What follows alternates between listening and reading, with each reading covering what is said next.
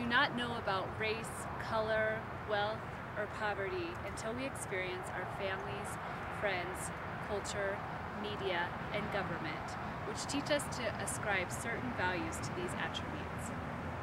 Or, as Bronfenbrenner's ecological model states, we are not passive or static entities, discrete or distinct from our environment, which he would describe as the individual, microsystem, mesosystem, exosystem, and macrosystem. I like the idea of ecology when relating to human development, as I view our world as a set of interdependent energies that are influencing one another. I believe that there is an interrelationship between the health of humans and that of the earth. Therefore, when I'm asked to describe human development, I look to the plants for answers. Because without the wisdom of nature, we as humans would be lost. We would lack food, we would lack oxygen, and we would be missing out on the incredible beauty in which we have been blessed.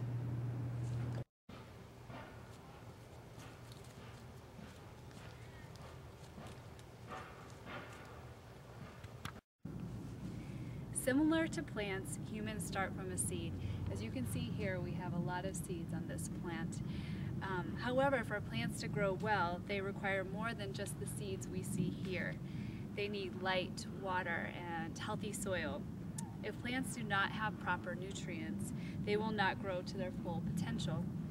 Similarly, humans too need light and love from their families or support systems, healthy food and water so they may grow to their full potential, and a healthy environment where they are safe and they have their basic needs met.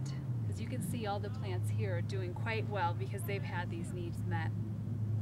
Akin to Maslow's hierarchy of needs, humans can survive with these most basic needs met.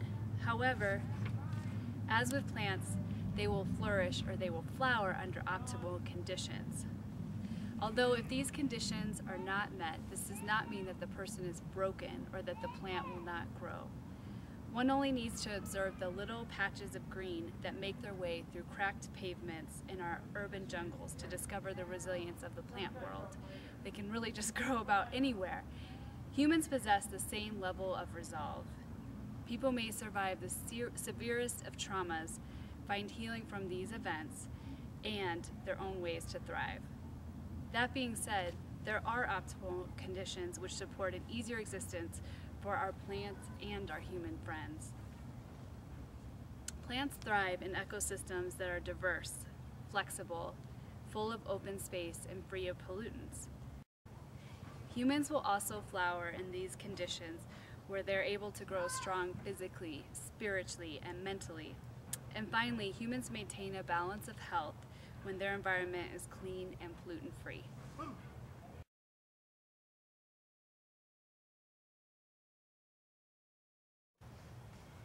Plants certainly have much meaning and purpose in our lives, whether it is to provide pollen to a hungry bee, which will in turn propagate the plant species further, or to act as a lung of our earth, similar to what the trees do around us, or even to provide nutrients to our children. Humans also have meaning and purpose in their lives. Some are born to teach, others came here to learn, some came here to create beautiful works of art. It does not much matter what the person came here to offer, but that they find meaning in their own lives. As someone who will become a healer, I find that assisting people to making meaning in their lives is my highest purpose and what I came here to do.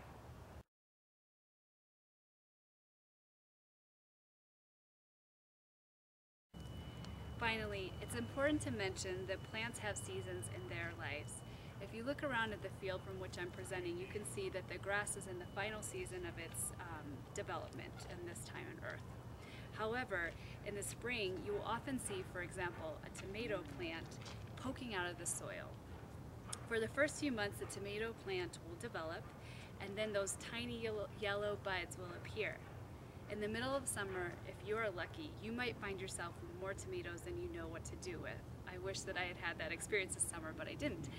Eventually though, fall comes around, and with the cool, crisp air, the plant begins to turn brown, as we can see similar to these grasses on the ground. By the first snow, the remnants of the tomato plant is back to the earth from which it came.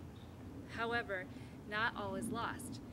For during the summer season, some of the seeds have been spread and are mingling with the soil, and some of them might be found underground. Some might liken this to the essence of the soul for humans, for I believe, as Einstein said, energy is never lost, it simply changes form. Humans too have their seasons on this earth, which was covered pretty much in this class. They start out as a seed, and then they progress as a baby, a toddler, a child, an adolescent, which we've heard lots about, and had debates whether there are good adolescents or more difficult, tumultuous times, young adult, and then an older adult if we're lucky. Similar to the lingering tomato seed, grown humans too have legacies that they leave here on earth. Their thoughts, actions, and love will follow them through generations to come. I guess that humans and plants do have more in common than we might have believed previously. It seems that our lives are inextricably linked. When we make decisions in an ecological model, it is important to consider what impact it would have on a plant. For as you can now see, human life form follows a similar pattern, and our futures are intertwined.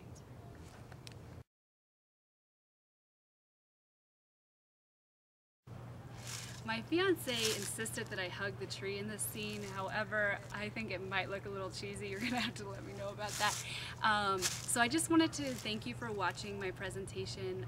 I really had a great time thinking about human development, and just the more I thought about it, the more I found myself thinking how we're intertwined with nature, whether it is plants, and then when you look at plants, you look at all the other things that go with it, the animals, the ants, just everything interlinked is kind of what I came to the conclusion of. So anyways, I just wanted to show a shot with me without my sunglasses on and introduce myself, because I know we haven't had a chance to meet. I really enjoyed emailing and posting back and forth with everyone in the class, and I hope that I have the opportunity to meet you in the real world in the very near future. Thanks!